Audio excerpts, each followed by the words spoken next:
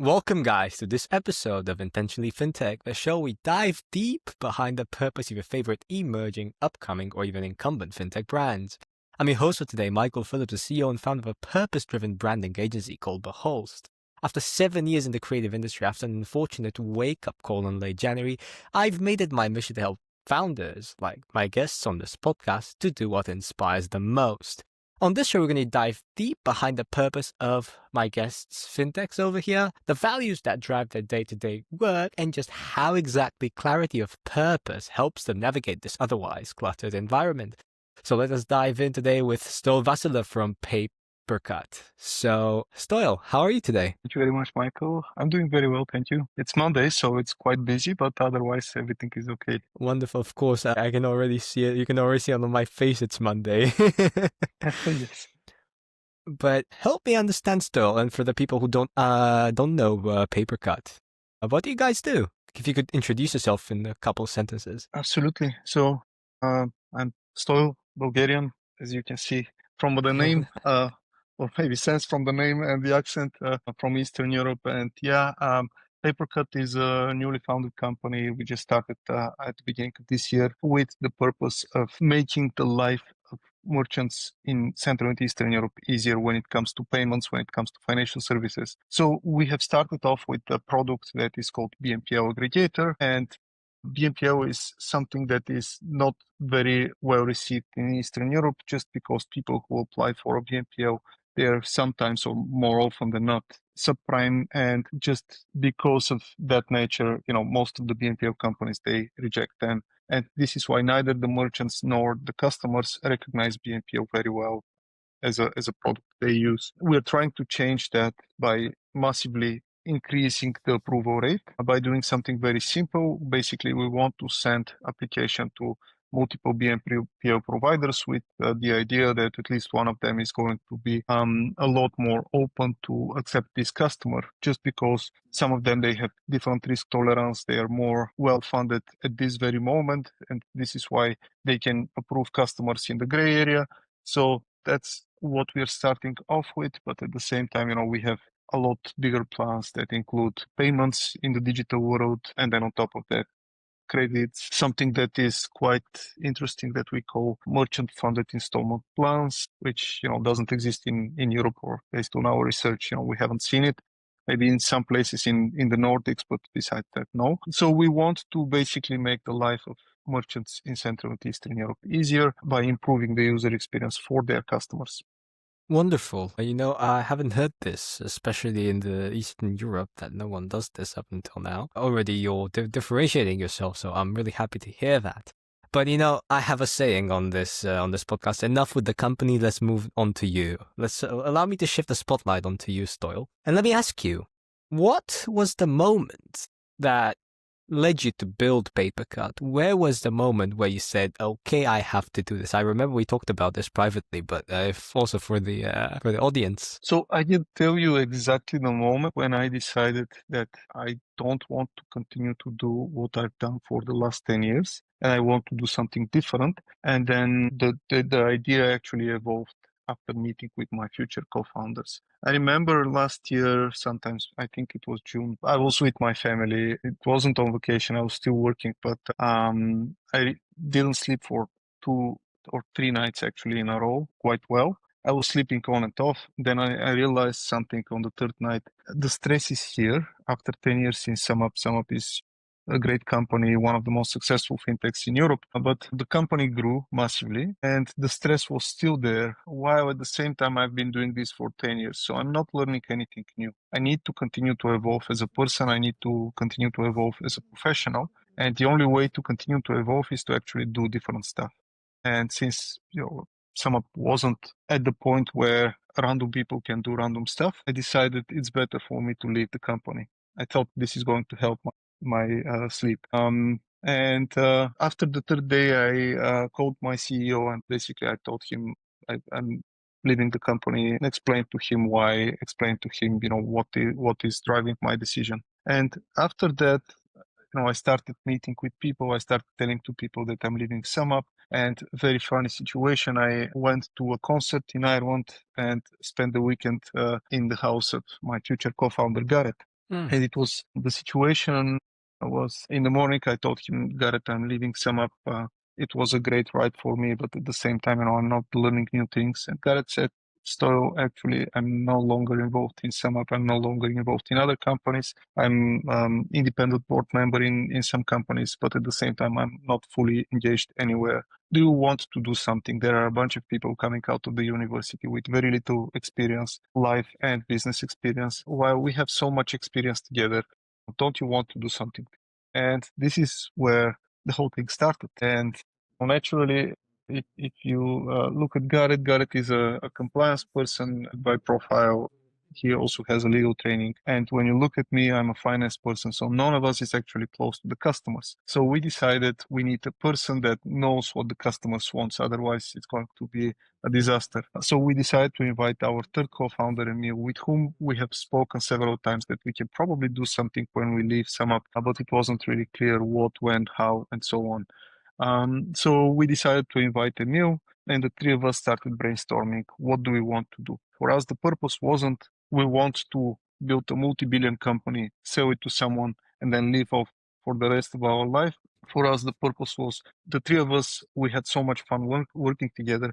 We want to continue to have that fun. And the other thing was like we have another 20 plus years before retirement for the three of us. We want to build a business where we can enjoy working together and working with other people who we like. And then, the business and everything else is going to come as a consequence of that. We're going to work hard. We're definitely going to change our customers' lives or their business model to some extent. And, the important part is with whom we are doing this. Right. So, we heard about your company and the story of how that came to be, but also that you had a gap in the market, which we both agreed that exists. If I were to put it in balance, which one would you think had a bigger influence on you starting Papercut? Yeah. So for us, purpose is going to always be the more important thing. But at the same time, you heard the story of how we founded the company, and the purpose doesn't have anything to do with the business, right? Because it's about having people with whom you enjoy working with.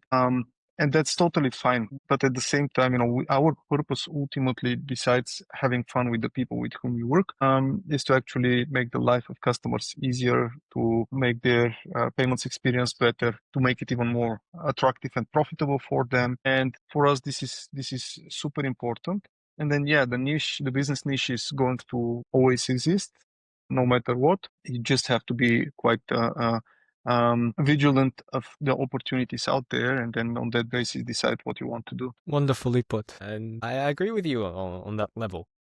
And let me ask you this. Has your purpose, your North Star, if we were to call it that, change over time? Or did you start with a first idea and then it became more obvious as you progressed with the company? Yeah, the purpose is something that in our case started with the people, with the team and everything else, and then evolved. Basically, we looked at the market, we looked at what is in need, we analyzed this based on the data that we've been able to find, and we decided this is where we want to position ourselves. The BNPL part, the online payments part, even like consumer wallets and digital banking for merchants and consumers. Now, these are all things that are relevant in Western Europe, and they're less relevant in Eastern Europe just because the markets are more fragmented and small and etc. But at the same time, we didn't start with this idea. We evolved over time to get to that idea. And when you analyze the market, when you see the products out there, you actually see a lot of opportunities. You can see that if you bundle all these things, you can make good amount of return, while at the same time you don't really rip off your customers. And that's something that currently, unfortunately, is not the case. Some companies they exist just because they want to make profit. In our case, we think we can still make a very good profit, very good return on capital, but without really profiting off of our customers so much. I understand. And that's a signal for me because when people say, we're here to make profit, but our main focus is, take care of the customer and so on and so forth, it shows me that there is something deeper to what you're doing here at Papercut. And my job on this podcast is to find that why statement. If you remember on the intro call, we talked about it. And by the end of the podcast today, I hope I will have gotten something. I've been taking notes on the side. I don't know if you've noticed. It's for that. So by the end, I hope I will be able to say your why statement. But in order for you to understand what that is and how that's important, are you okay if I were to introduce a small framework? I introduce it all the time on the podcast. But Of course, go ahead. okay, perfect. So are you familiar with the golden circle? And yes, for the loyal viewers, I've gotten a bigger drawing this time. I am not, honestly. I think you're using the framework from Simon Sinek, as you said in the preliminary conversation. I haven't read anything of Simon Sinek.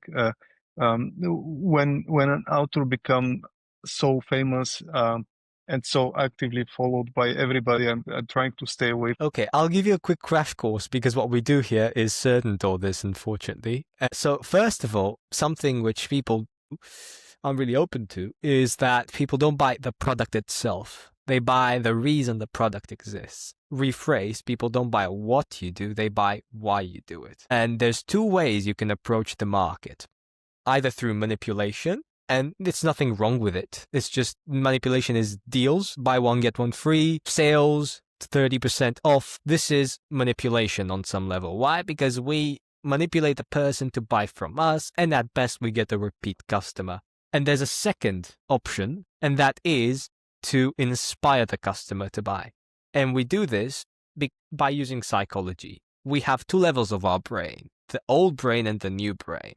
And the old brain is the one which is where emotion stays, where instinct stays. And that's where the gut feeling comes from. It's when the fight or flight response comes from. It's biology, actually. And the new brain is where the intellect lays, where the speech, the ration. So by using manipulations, we resort to tackling the new brain, and we get a repeat customer because he makes a logical decision. But if we get the customer emotionally engaged with what we do, that's the old brain in practice. And then we get a loyal customer, the one which stays with us, whether for good, whether for bad, whether if we're going through a good time, whether if we're going through a bad time. And Simon Sinek said this: the best way to touch on the old brain is by using the golden circle framework. You notice that I have the Y here in gold, in yellow, and then in the center, for those of you who are listening and not watching, in the center, the golden circles are three circles, concentric. In the middle, we have why.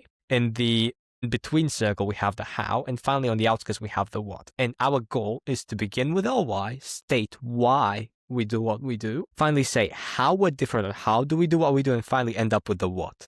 And in this way, we talk to the old brain. And instead of trying to wrestle with the logic of a person, we touch their emotional center. And that's when we get someone who is emotionally invested in the purchase. And then he will buy from us more. And this is relevant also at the organizational level. And this is something which I think you'll appreciate because it's what you do. You do it instinctively. Because when we have an organization, we can think of it as a pyramid, right? And you can think of this as being a cone seen from the top. If we go to the side picture, you can see here's the cone itself. At the top, we have the founder's why, which is the founders of the business. And they have the purpose. They know the vision, right? Management's how. This is the board of directors. They know how to bring the founder's mission to life. But the mission of the founders is given by the founders downwards. And finally, we have the employees' what. The what is the product itself. And the employees are the ones which are working on the product itself. So they're at the bottom here because they are working on the bottommost level on the product. And it's the founder's goal to communicate the purpose downwards the pyramid, from the founders to the management and finally to the employees. And when this is done correctly, you get this feeling of I have a wonderful workplace. I feel meaningful. What I do has meaning. I feel good and I feel inspired to come to work. And I've seen that that's your main goal. You want people to have fun when they go to work. And this is achieved by properly communicating the why. And let me know if this was any sort of cliche, what I just said. I haven't heard it framed in that language, but ultimately I've heard it. I've seen it actually. The more important thing is I've seen it.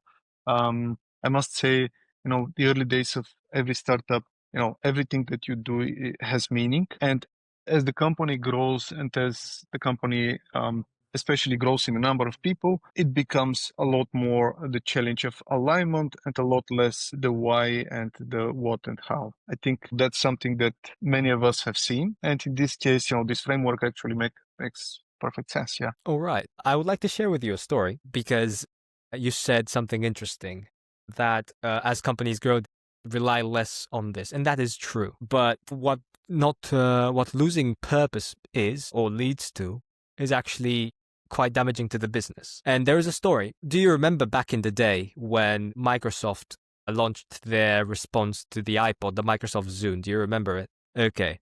There is this story of someone interviewing one of the product executives from Microsoft at a convention, and they ask him, "Well, what do you think? What's your opinion on the Zune?" Right? And what he said is this: "Well, we have this feature, we have this wonderful color, we have this wonderful storage space, and we can put so much stuff. The technology is better than the iPod. We are better than them in every single way." Cut to a couple of minutes later, they meet a product executive from Apple, and they ask the same question. Do you know what they answered when they were asked? Well, do you know that Microsoft is priding themselves to be better than you when it comes to the mobile music devices? Do you know what they said? What? I certainly don't doubt that.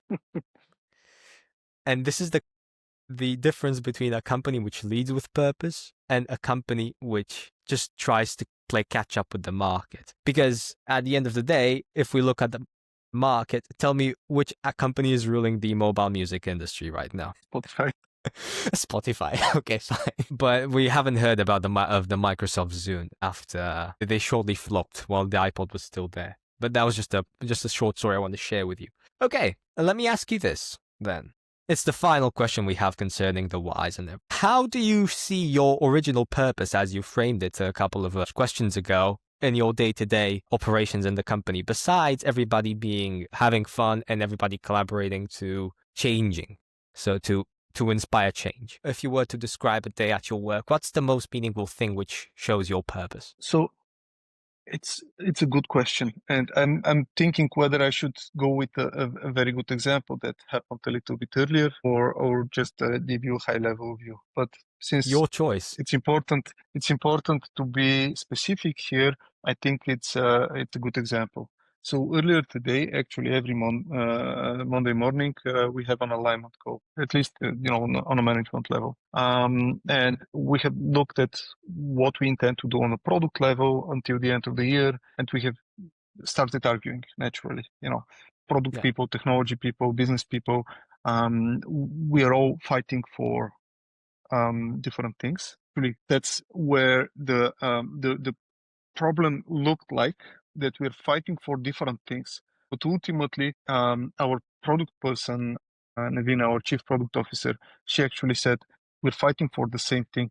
We're just trying to sequence it in the best possible way, which actually changed the conversation completely. From fighting, we actually get to a point where we were trying to make argument where we're going to create the more value for the customer, where the product tweaks until the end of the year, because you cannot really make a huge product improvements by the end of the year, where product tweaks are going to have the highest value. And this is very important on two levels. First of all, the purpose of us having fun, and in situation where you enjoy working with the people, in situation where you respect the people professionally and personally, you can actually zoom out very quickly.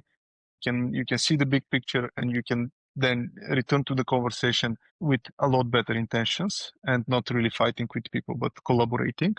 That's the first thing. And then the second thing is, after all, why are we doing this? We're doing it in order to make customers' life easier and, their costs lower. So that's what we're optimizing for. This is something that helped us a lot. And you don't really think constantly. You don't really constantly reiterate with the people, this is why we're doing it. It's just a mindset that you have. And the most important part here is that when you assemble the team, my position as a CEO was also to participate in the assembling of the team. When you assemble the team, you actually look for like-minded people. It's a psychological bias. People who you're recruiting people like you, and that's a bad thing and a good thing. And in the early days, when you recruit people like you can actually very quickly and easily get them to zoom out and then zoom in the same way like you. Yeah, like you And do. then that changes the whole dynamic. Exactly. And I'm happy that you said that, because this makes me think that you are a natural leader, if I may word it in that way. Because, like Steve Jobs said, Apple is like a ship with many holes, and my job is to steer the ship in the right direction, if you remember the interview. So I'm glad that you're doing this, because from what I'm hearing, you have a purpose, and for you it's very obvious, and you've communicated it clearly to everyone. And everyone knows why they come to work, they feel inspired, and they feel, if I may say, at home. Because what you said, one of your product executives said, we're fighting for the same thing.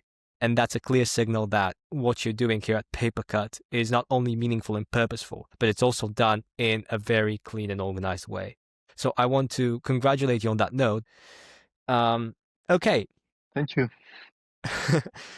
Let's leave the why and the purpose or intention part of our chats to the side now. Let me ask you the FinTech questions. This is Intentionally FinTech. So FinTech is famous for the red tape, right? I know it, you know it, my audience knows it. I want to ask you, how do you navigate that while staying true to yourself? Well, creating compliant environment is super critical, but at the same time, you want to be able to provide a very good service and then stay compliant. We just started off at the beginning of the year. So for us, it's going to be absolutely, or actually, it is totally impossible for us to have a license, to have everything that we need in place day one. So we're trying to outsource as much as possible of the licensing part to third parties who are responsible then for the red tape. But at the same time, we communicate with them every day how we want the product to look like, so that we stay clear to our purpose of offering good customer experience. As we go, we're going to obtain our own license. We're going to become our own service provider in most of the places where we use third parties right now.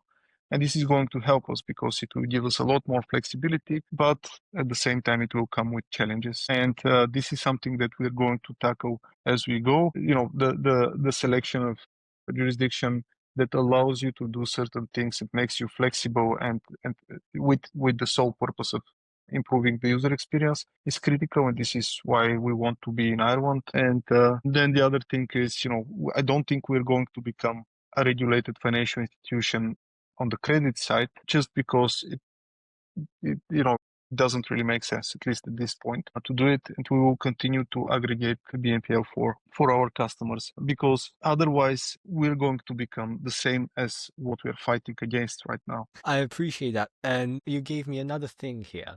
And at the end of the episode, I will tell you the why statement I got from you. Because it's no coincidence I'm asking you these questions, right? Because every single thing gives me a little gold nugget I can extract and I can put it into something you're going to hear at the end of the episode. Okay, well, let me ask you this then. Do you think that you being a purposeful fintech helps you lower the trust barrier when it comes to your customers? Because I know it, everybody knows it. When a new fintech comes on the block, for customers, it's very hard for them to go ahead and trust and engage in business with this new fintech. So do you think that plays a role? Or what else do you think plays a role, if you have any advice for upcoming fintechs? That's a very fair question. And honestly, this is one of the biggest challenges that we had until now. When a new company starts, it doesn't really matter what the value proposition is. Always, when people need to trust them with their money, they have certain level of distrust, healthy, I would say, especially in Eastern Europe. But this is a challenge. And for that reason, we decided to announce our funding round. We didn't want to do that, honestly, because without, fundraising is not a huge achievement. Having a great product, having a great group of customers, and the greatest value proposition, that's the more important part. And the funding round itself is just the instrument. Yet we decided to make the announcement of the funding round just because for us that was a way to gain customers' trust. So this is a very fair question. It's a problem, but we hope that we're going to overcome this as we grow, as we rely on more and more customers who are trusting us with their money, and also with the announcements that we're making on the funding round and everything else. We both have a background in asset pricing, so I'm going to ask you a stupid question because I already know the answer. Are you familiar with signaling theory? Yeah. Of course, it also works like that in the customer's mindset by showing that you're getting funding and by showing that you're engaging with these investors. It means that there's another third party which can trust you. So it signals, it's a positive signal that they can also trust you. So it's a very good thing that you did it. You see, that's where the financial knowledge comes into play. Yes. Well, I will actually argue a little bit here. The thing that I'm saying to everybody is the fact that we have risen capital to start off with in our pre-seed round. It's only one thing. It doesn't prove that we have a good product. It doesn't prove absolutely anything. It proves that I'm a good bullshitter. Pardon my French. Yes. I agree with So you. for me, yes, I hope that I have a lot more than just being able to be as investors. I actually not only hope, I'm trying to prove every day that I have a lot more than that. But at the same time, it's just fundraising is just an instrument. It is. It is. And talking about fundraising, I have a question for you. It's one of the final questions I have for you today. Do you think that investors are looking at fintechs, especially because we're talking about fintechs, from your experience and your perceiving of them? Do you think that investors are looking for a fintech to also have purpose behind it? Or do you think they're just looking at the pitch to see if the assumptions are okay, if the pro forma statements show acceptable numbers or acceptable predictions? Which one do you think is more for them to have these numbers? Or do you think they also look at the purpose component? I think everything is related. I think it's very naive to expect that companies that are only profit driven are going to be successful without clear communication of the purpose, clear communication of the strategy, and the vision of the founders and everything associated with that. I actually think people do business. You need to be able to motivate the people, and when people are motivated, then they deliver. They deliver high quality results, and that's driving the numbers. So it's naive to expect that people who are coming and saying, I'm going to make money, are just going to get funding. I agree with you. And let me tell you a story I have because from my connections in the finance world, because you know it, but I'm not sure if the audience knows it, depending if they watched previous episodes or not. I have a background in finance, asset pricing, and financial engineering. And I have friends in venture capital because they took different tracks. So I called a friend of mine and he told me this story of FinTech, which was building this application for paying with crypto. Getting cards and you pay with crypto at the grocery store. You use it as if it's normal coins. And he went to this venture capital my friend's working at, and he withdrew his investment for one reason, actually, because everything was good. He had the pro forma statements. I remember everything was okay. The assumptions were okay. The pitch was in order from what I understood, but he withdrew from one thing. Do you know why? I will assume that because the company didn't have a purpose. Yes, actually. I know they did. They actually had the slide with why do we exist. But he could tell that the founder himself didn't believe in this purpose that was presented. So you can argue, was he a good bullshitter? Or did he not really have a purpose? I think it's a combination of both. I just wanted to back up what you just said with an actual story from the industry so that the audience gets the picture. Yeah. But all right, let me ask you this is my favorite question out of the deck. If we were to pretend that this AirPods case is a magic wand, and if I were to wave it like this, whatever you would like to change about Papercut would change in an instant, what would you change and why? I don't know where to start from. There are two things. I want to have better product, and I want to have a license. Okay. And if I can have two wishes, that's what I'm gonna ask for. But at the same time, I think what's important is the journey.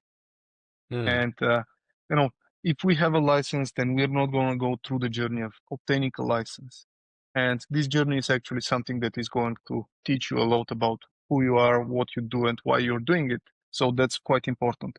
The same is true for a product. And from that point of view, if we can magically just create a product that is better, more complete, and has all the features, well, that's going to be great. But at the same time, a lot of things will be learned while you are doing this product. And I don't really want to skip a step in this journey. So yes, I want to change a lot of things, but I want to do it gradually versus magically. Okay, so they're not even going to bother to waive this then.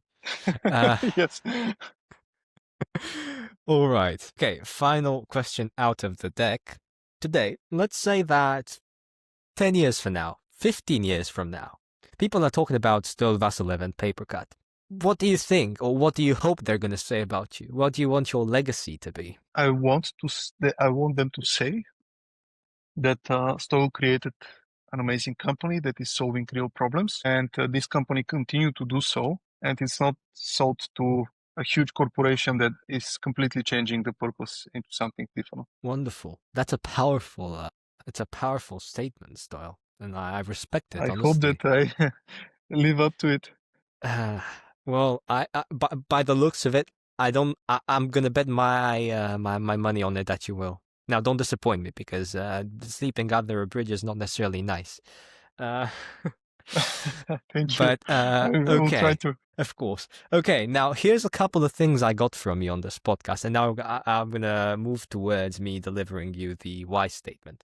So, from what I understood, you had a couple of recurring themes, and that is the idea of changing. You wanted to change your status quo. You were in a place where you weren't feeling it anymore. So you wanted to change. You want to stay away from cliches, which are basically another definition of the status quo of the general belief and something you hear over and over and over again. You wanted to evolve and to see the next best version of yourself, and you want to have fun while you work. And this shows to me that there is a why statement behind what you do.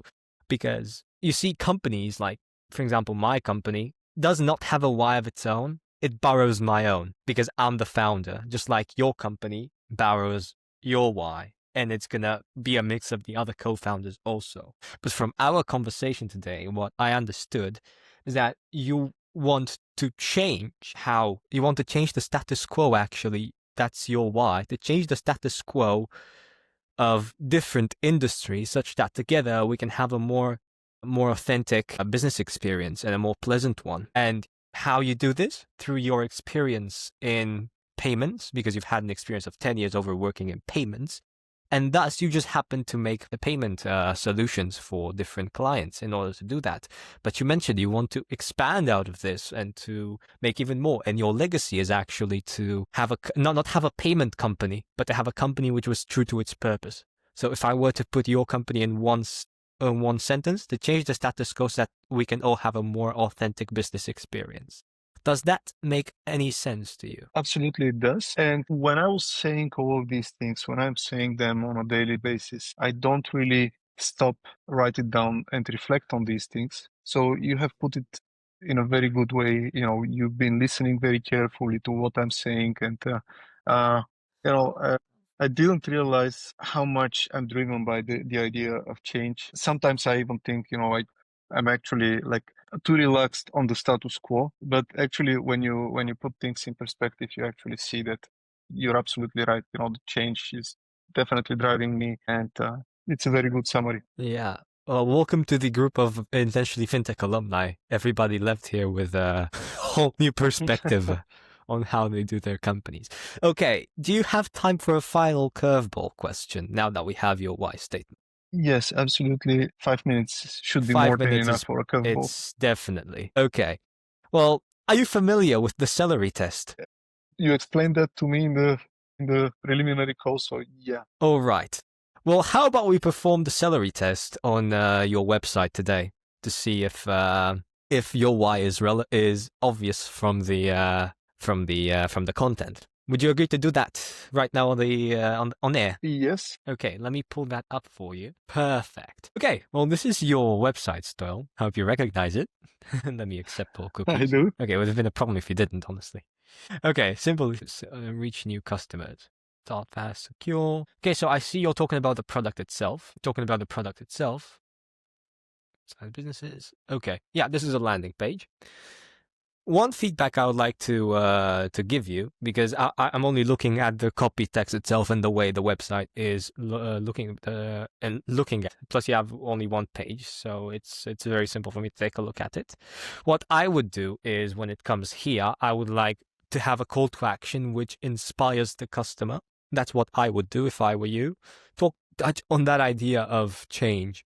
somehow connected with the payment solution that you're offering, because like we said, no one does this, so you're a pioneer, so you might as well just touch up on that a little bit, not in the way saying we're revolutionizing, but invite them to be a collaborator in your mission.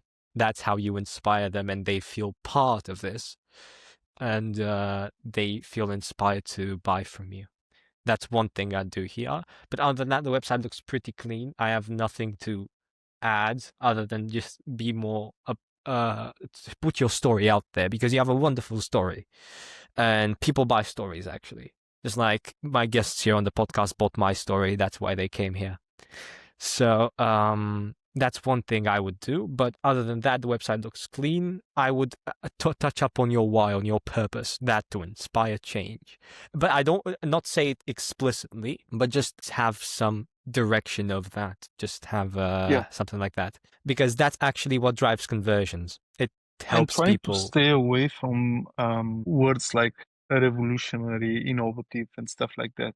Definitely, I don't recommend that everybody at is all. saying these words, and they have become like maybe like a definition of a company that is going to fail at one point, just because you don't go and speak about revolutionary. I mean, what revolutionary do Definitely. you have?